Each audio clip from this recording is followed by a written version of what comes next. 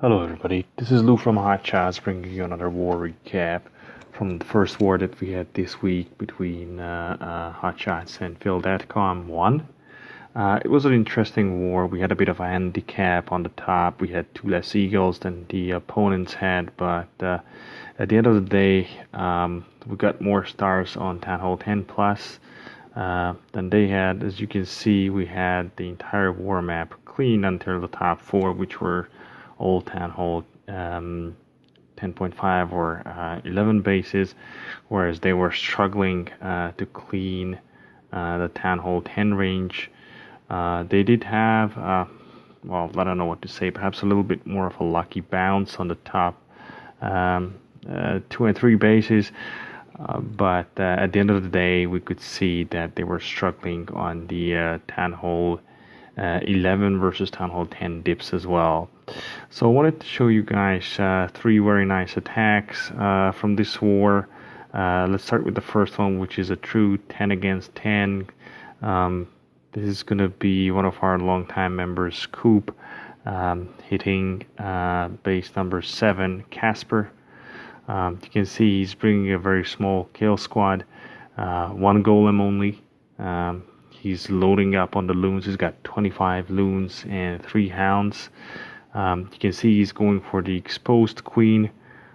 Nice funnel, gets the BK, gets the queen, and manages to funnel both of the heroes into the base.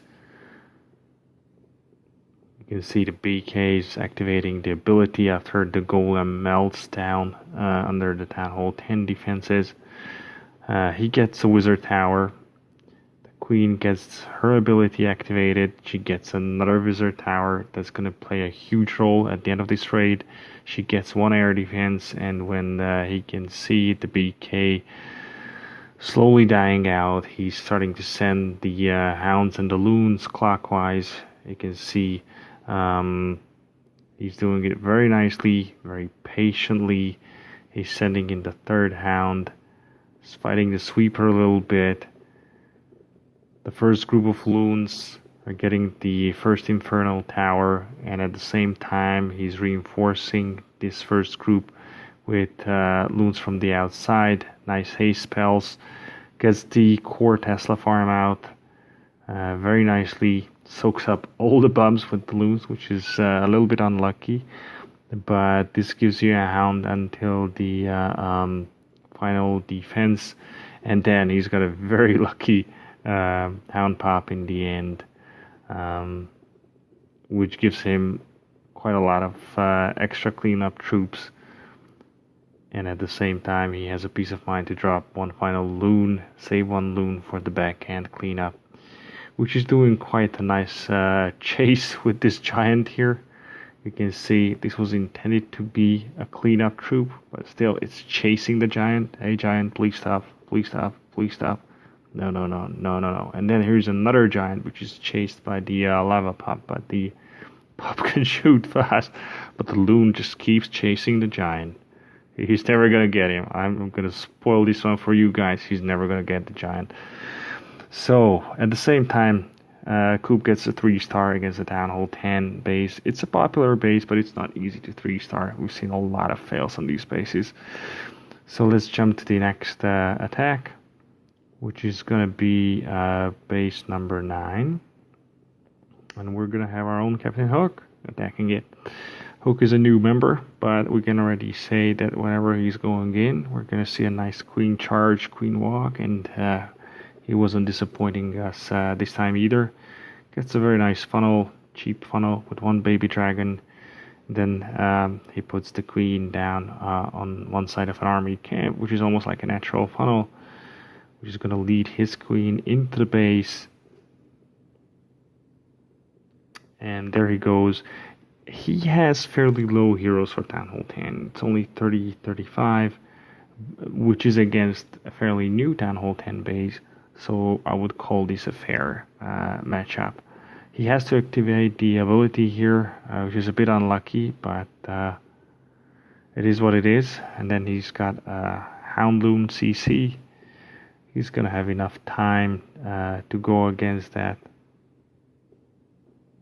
And at the same time, He's gonna, once he gets rid of that hound, he's gonna start on the top at 1 o'clock with a split kill squad, which is very nice. He creates a huge funnel for all the walks that he's gonna be sending in.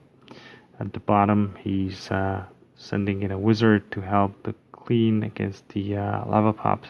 And here you can see the BK bowlers, golem, all going in with a bunch of wizards, nicely to take out the top of the base. The wall breaker almost gets the wall. This base has very high level walls, which doesn't make any ground attack easy, especially when you come with walks. But he's managed to funnel those walks into the base the way he wanted it, which is very nice. That's something which I liked about this attack, and obviously 10v10 3-star is always something you like to watch. So I hope you guys are gonna like it in the recap. At the same time, the queen is losing the healers, gets stuck up on a few skellies. Walks get stuck up on those skellies as well, but ultimately they get drawn into the area where he wanted them to go by the enemy heroes, and they engage this Tesla farm here with a double expo compartment, which is pretty much a lot of DPS. So since the queen no longer needs those healers, they're going to help the walks. We're going to charge the wall and go out and take out all these storages, which are meant to protect the enemy AQ. At the same time, there's an extremely heroic walk going against an expo and tanking the final defense of the base, at least the final meaningful defense, because there's a mortar out there as well.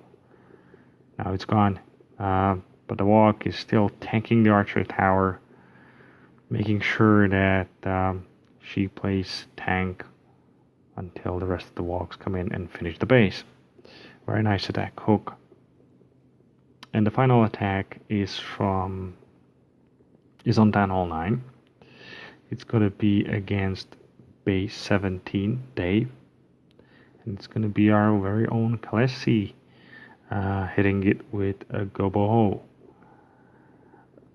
Bit of an old school type play, but I really like Town Hall 9s who have the ability to do a nice hog raid against, this is I think a max Town Hall 9 base. Not necessarily the easiest funnel ever, but she gets the job done.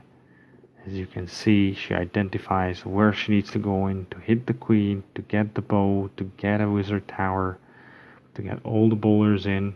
Very nicely done, I must say. A lot of people are struggling getting nice funnels done, but she gets it. And she trips a double giant bomb set. You can see the BK queen are still alive.